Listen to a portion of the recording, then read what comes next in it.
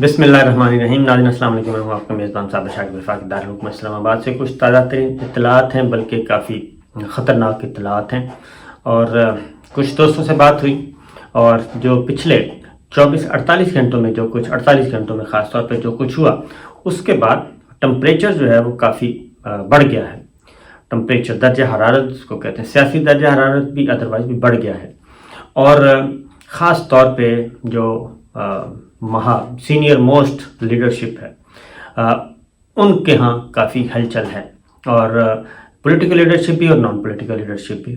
اور دعا کرنی چاہیے اللہ تعالیٰ پاکستان کی حفاظت فرمائے، اور پاکستان کو اس ساری کشیدگی سے، ایک ساری ٹینشن سے جو اس وقت بہت ہی خطرناک حد تک بڑھا ہوا ہے، کیونکہ ہاتھیوں کی لڑائی ہے، اور ہم جو درمیان میں پاکستان کے عوام ہیں اور عام آدمی ہیں، مڈل کلاس کے لوگ ہیں، اور ہم جیسے جو مڈل کلاس کے لوگ ہیں، وہ سارے کے سارے اس ہاتھیوں کی لڑائی میں پسے جا رہے ہیں، اور نقصان اس وقت ملک کا ہو رہا ہے. پولیٹیکل پلیئرز اور نان پولیٹیکل پلیئرز، پاکستان کی تاریخ بھری پڑی ہے اس طرح کے ناخوشگوار واقعات سے. پاکستان کی تاریخ بھری پڑی ہے، اور ہم نے نہ ہی پولیٹیکل لیڈرشپ نے کچھ سیکھا، اور نہ ہی نان پولیٹیکل لیڈرشپ نے کچھ سیکھا حالات و واقعات سے. ورنہ تاریخ سے انسان سیکھتا ہے، تاریخ سے ادارے سیکھتے ہیں، تاریخ سے جو لیڈرشپ ہے وہ سبق سیکھتی ہے، اور اس کے اکارڈنگلی پھر آگے بڑھنے کی بنائی جاتی ہے، ایک اسٹریٹجی بنائی جاتی ہے. جو غلطیاں بار بار ہوتی ہیں، وہ غلطیوں کو نہیں دہرایا جاتا. لیکن ہمارے ہاں بدقسمتی ہے کہ 1947 سے لے کے آج تک 75 سال ہم پون صدی کا قصہ جو ہے، پون صدی کا سفر جو ہے وہ پورا کر چکے ہیں. 75 سال گزار چکے ہیں، لیکن ان 75 سالوں میں ہم نے اپنے ملک کے لیے ایک راستے کا تعین نہیں کر سکے، اپنے ملک کے لیے، اپنے عوام کے لیے. اس دوران پاکستان دو لخت ہوا. جی ہاں، بالکل پاکستان دو لخت ہوا، اور پاکستان کے دو ٹکڑے ہوئے. ورنہ پاکستان جب مارز وجود میں آیا تھا 1947 میں، دنیا کے نقشے میں ظاہر ہوا تھا، تو وہ ایک عجوبہ ریاست تھی. عجوبہ ریاست ان دس سینس کے دو صوبے تھے، یعنی کہ زمین کے دو ٹکڑے تھے، اور دونوں ٹکڑوں کے درمیان 1000 میل کا فاصلہ تھا.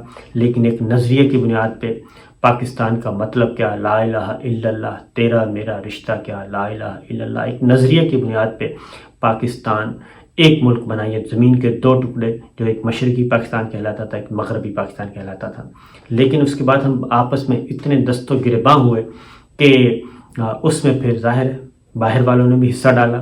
باہر والے تب حصہ ڈالتے ہیں جب اندرونی طور پہ حصہ ڈلوانے کے لیے ہم تیار ہوں، اور جب اندرونی طور پہ ایسے کردار اور اندرونی طور پہ ایسے حالات پیدا کیے جائیں، تب ہی باہر سے کوئی آتا ہوتا ہے. لیکن ہم ہیں کہ ہم نے باہر والوں کو بھی ویلکم کہا، اور اپنے ضمیروں کو بھی سودے کیے، ذاتی مفادات کی، اور سب کچھ کیا، اور اپنے اقتدار کی خاطر، اپنے ذاتی اور مختصر فائدوں کے لیے، شارٹ ٹرم فائدے کے لیے ہم نے ملک کو نقصان پہنچایا. تو یہ سب کچھ ہوتا رہا ہے. 47 سے یہ سلسلہ شروع ہوا. ہمارا پڑوسی ملک بھارت ہے، اور اس کے بعد ہم سے الگ ہونے والا ملک بنگلہ دیش ہے. وہ دیکھیں کہاں پہ پہنچے ہوئے ہیں. بر صغیر یا ساؤتھ ایشیا کے باقی ممالک کہاں پہنچے ہوئے ہیں. ہم دنیا کی واحد جوہری قوت ہیں، اسلامی ملک ہیں، جوہری قوت ہیں، اور لیکن ہماری اکانومی کا حال بدتر ہو چکا ہے، اور ہمیں نہ اچھے حکمران نصیب ہوئے، اور نہ ہی ہمیں اچھے معیشت دار نصیب ہوئے، اور نہ ہی ہمیں مضبوط ادارے ملے. ہم تھوڑا سا آگے بڑھتے ہیں، اس کے بعد پیچھے ہٹ جاتے ہیں. یہ ہے اس وقت ہماری کنڈیشن. اور ہم کیوں اس طریقے سے آپس میں لڑتے ہیں؟ پولیٹیکل پارٹیز، پڑوسی ملک ہے، نام لینے کو دل نہیں کرتا لیکن نام لینا پڑتا ہے. پڑوسی ملک ہے، اس نے ہمارے ساتھ آزادی حاصل کی. اس میں وہاں پہ یہ جو سول ملٹری لڑائی ہے وہاں پہ نہیں ہے. سول ملٹری لڑائی کسی بھی ملک میں، جس ملک میں سول ملٹری لڑائی ہے، وہ ملک کبھی ترقی نہیں کر سکتا. سیاسی قیادت اور فوجی قیادت جب تک ایک پیج پہ نہیں ہوتی، جب تک ایک طے نہیں کر لیتے، آپس میں اختلافات ہوتے ہیں، ڈفرینس آف اوپینین ہوتی ہے، رائے مختلف ہو سکتی ہے. لیکن ہمارے ہاں یہ جو سول ملٹری لڑائی ہے وہ اختلاف رائے سے لڑائی، اور لڑائی سے دشمنی تک پہنچ گئی ہے. दुश्मनी तक पहुंची हुई है। ये आप जुल्फ़िकार अली भुट्टो साहब का ज़माना ले लें, उससे पहले ले लें, जनरल अयूब खान साहब का ज़माना ले लें, और इस दौरान पॉलिटिकल लीडरशिप आपस में दस्तगिरबां, पॉलिटिकल वर्सेस हमारी लड़ाई जो है, हमने बाहर वालों के बाहर वालों से जो एक्सटर्नल ख़तरात होते हैं, बैरूनी ख़तरात, उनसे लड़ने के बजाय हम आपस में लड़ के लहू लहान हो चुके हैं और अपना जिस्म जो है वो तार तार कर चुके हैं।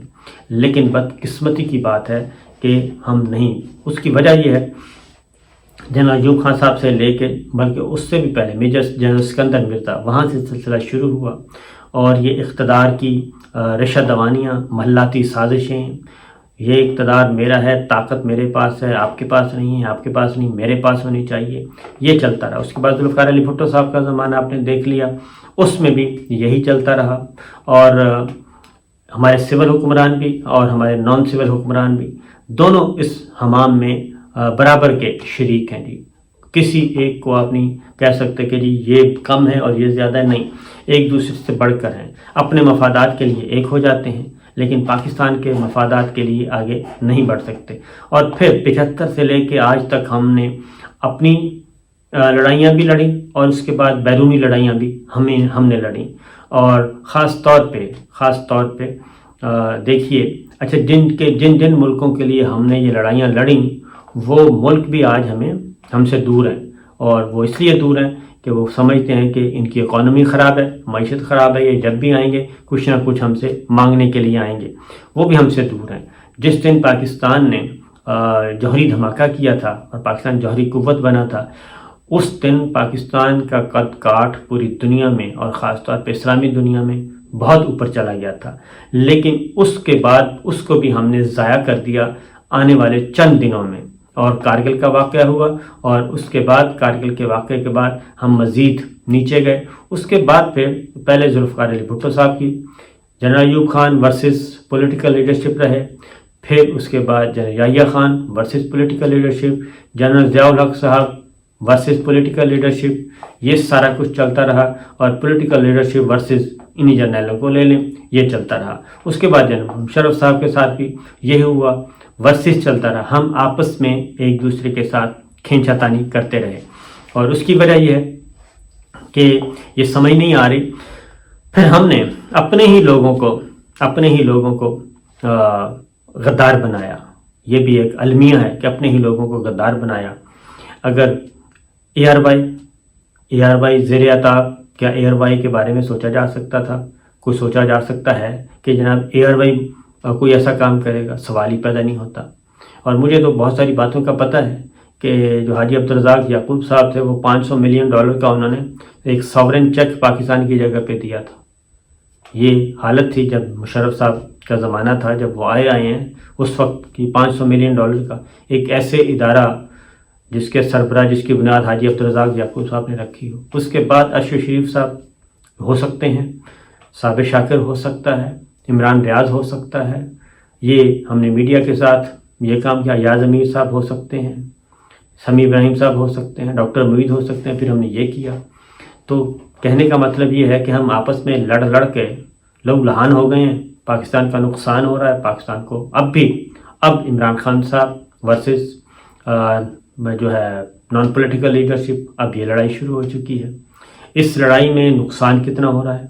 और जब सियासी जमातें किसी भी मुल्क का सरमाया होते हैं, लेकिन मसला ये है कि सियासी जमातों को भी सियासी जागीर बना लिया गया। हमें लीडर भी ऐसे मिले, कायद आज़म मोहम्मद अली जिन्ना के बाद लियाकत अली खान साहब मिले, वो उनको शहीद कर दिया गया और वो एक साजिश का शिकार हुए। और हमारे यहाँ साजिशें कितनी हो चुकी हैं, आप इसको ज़रा सोचें कि कितनी ज़्यादा साजिशें हो चुकी हैं।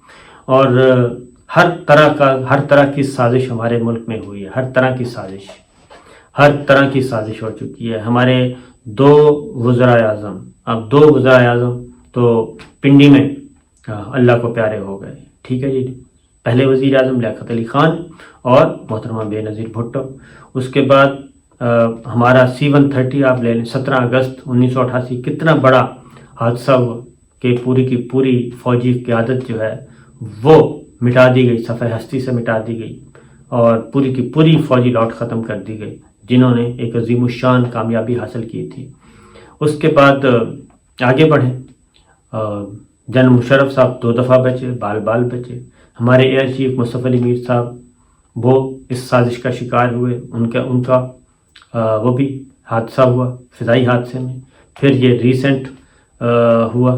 تو یہ ساری جو چیزیں ہیں ہماری تاریخ بھری پڑی ہے، اور پھر کوئی صحیح واقعہ بھی ہوتا ہے تو اس میں بھی معاملات۔ پھر اس میں سوشل میڈیا پہ اس وقت ہر چیز کو سمجھا جاتا ہے جی یہ مخالف ہماری اپنی مخالف پارٹی کا ہے۔ یہ بات اس طرح سے ہوتی نہیں ہے کہ ایک پوری کی پوری توانائی اس وقت ایک ہی طرف پہ لگی ہوئی ہے، اور وہ ہے کہ کسی بھی طریقے سے عمران خان پاکستان تحریک انصاف پوری کی پوری یہ توانائیاں اس پہ صرف ہو رہی ہیں۔ تو مسئلہ یہ ہے کہ آخر ایسا کیا ہوا ہے کہ یہ سب کچھ کرنا پڑا؟ کوئی چیز بتانے آف دا ریکارڈ ہی بتا دیں، آف دا ریکارڈ بھی بتانے کے لیے تیار نہیں، شیئر کرنے کے لیے تیار نہیں ہے۔ اور کیا وجہ بنی کہ یہ سب کچھ کرنا پڑا؟ اور پھر پبلک کا جو ریئیکشن آیا عوام سامنے ہے، ہر چیز پابندیاں ہو رہی ہیں، مقدمات ہو رہے ہیں، غداری کے مقدمات، دہشت گردی کے مقدمات، پتہ نہیں کیا کیا ہو رہا ہے، اور کوئی قانون نام کی، کوئی آئین نام کی کوئی نہیں مانا جا رہا، عدالتوں کے احکامات نہیں مانے جا رہے۔ شدید ترین اس وقت ہم مشکلات کا شکار ہیں بحیثیت قوم بھی، لیکن میرا نہیں خیال کہ کہیں بھی کسی بھی جگہ پہ اس کا احساس ہے اور بیٹھنے کے لیے تیار ہیں۔ ہم نے جو ٹیبل پہ نہیں بیٹھتے، جو بیٹھ کے بات نہیں کرتے، تو ہم اسی وجہ سے ہم اپنا ملک گنوا چکے ہیں، آدھا حصہ ہم ضائع کر چکے ہیں، ایک بازو ہمارا الگ ہو چکا ہے، صرف اس لیے کہ بات نہیں کرنی اور طاقت کا استعمال کرنا ہے۔ طاقت کے استعمال سے وقتی طور پہ تو ہو سکتا ہے کوئی تسکین مل جائے، لیکن الٹیمیٹلی اس کا فائدہ کوئی نہیں ہوتا۔ اور یہی ہوا کہ بنگلہ دیش ہم سے الگ ہو کے کہاں پہنچا ہوا ہے، ہمارا پڑوسی ملک جو ہمارے ساتھ ہی آزاد ہوا تھا، جس کو ہم دیکھنا بھی گوارا نہیں کرتے، وہ کہاں پہنچا ہوا ہے۔ یہ ساری چیزیں ہو رہی ہیں۔ پھر ہم اپنے دوستوں کو معاف کرتے ہیں، اور نہ ہی ہم ظاہر ہے دشمن ہمیں پہلے سے دشمن سمجھتے ہیں، دوستوں کو بھی دشمن بنا رہے ہیں۔ یہ ایک بلائنڈ ایک ایسا چل رہا ہے کھیل، مجھے تو واقعتاً بہت ہی ڈپریشن ہوتا ہے، فرسٹریشن ہوتی ہے کہ آخر ہم جا کس طرف رہے ہیں۔ اللہ تعالیٰ نے ہمیں ایک زمین کا ٹکڑا دیا ہے اور ہم اس پہ آزاد شہری ہیں، ہمارا ایک آئین ہے، قانون ہے، ہمارے ادارے ہیں، مضبوط ترین فوج ہمارے پاس ہے، جوہری قوت ہم ہیں، عدالتیں ہماری ہیں، اور بے شمار زمینیں ہماری ہیں، اور کسی چیز کی کمی نہیں ہے۔ ہم بہت زیادہ ترقی کر سکتے ہیں، بہت زیادہ معدنیات ہمارے پاس ہیں، اور قدرتی وسائل ہمارے پاس ہیں، زیر زمین خزانے ہیں، لیکن اس کے باوجود ہمارے حکمرانوں نے آج تک پاکستان کے ساتھ کیا کیا؟ پاکستان مقروض ترین بن چکا ہے، اور ہمارے جو حکمران ہیں وہ امیر ترین بن چکے ہیں۔ یہ ہے اس وقت کی سچویشن ایکچوئل۔ تو دیکھیے جناب کیا ہوتا ہے۔ ایک طرف عمران خان صاحب نکلے ہوئے ہیں الیکشن کمپین رابطہ عوام مہم، اور دوسری جانب ایک دوسری پلاننگ کی جا رہی ہے کہ اب عمران خان کو مقدمہ بھی درج ہو چکا ہے، گرفتاری ہونی ہے، کیا ہونا ہے، اور مختلف قسم کی پلاننگز کی جا رہی ہیں۔ دربدر ہیں سب کے سب، دیکھتے ہیں کیا ہوتا ہے۔ اجازت دیجیے، پاکستان زندہ باد، انشاءاللہ پاکستان سلامت رہے گا، تا قیامت رہے گا۔ اجازت دیجیے، اللہ حافظ۔